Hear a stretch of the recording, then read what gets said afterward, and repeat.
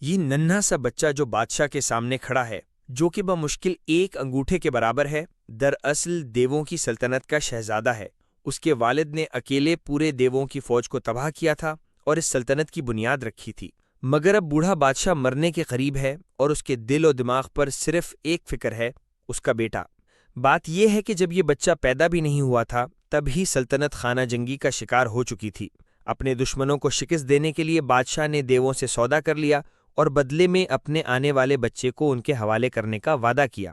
نتیجہ یہ نکلا کہ بادشاہ کو غیر معمولی طاقت مل گئی، اس نے دشمن فوج کو مٹا ڈالا اور اپنی حکومت قائم کی، مگر اس کی قیمت بہت بھاری تھی۔ جب اس کا بیٹا بوجی پیدا ہوا، وہ نہ صرف انگوٹھے کے برابر تھا بلکہ گونگا اور بہرا بھی تھا۔ پھر بھی بوجی کے چہرے پر ہمیشہ مسکراہٹ رہتی ہے، لیکن لوگ اسے بے وقوف سمجھتے ہیں۔ یہ تیسری بار ہے کہ اسے لوٹ لیا گیا اور صرف انڈر ویئر میں چھوڑ دیا گیا۔ سب اس پر ہنستے ہیں، اسے کمتر سمجھتے ہیں، مگر حیرانی کی بات یہ ہے کہ یہی بچہ سب سے عظیم بادشاہ بننے کا خواب دیکھتا ہے۔ بادشاہ چاہتا ہے کہ بوجی جلد از جلد تیار ہو تاکہ وہ تاج سنبھال سکے، اس لیے وہ سلطنت کے سب سے ماہر تلوار باز کو اس کا استاد مقرر کرتا ہے۔ لیکن جب استاد بوجی کو دیکھتا ہے، کمزور، دبلا پتلا، وہ فوراً سمجھ جاتا ہے کہ اس بچے میں بادشاہ بننے کی کوئی قابلیت نہیں۔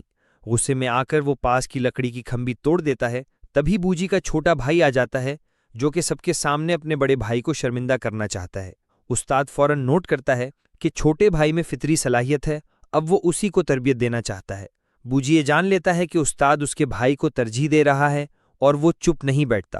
وہ ایک لکڑی کی چھڑی اٹھاتا ہے اور اپنے بھائی کو مقابلے کا چیلنج دیتا ہے۔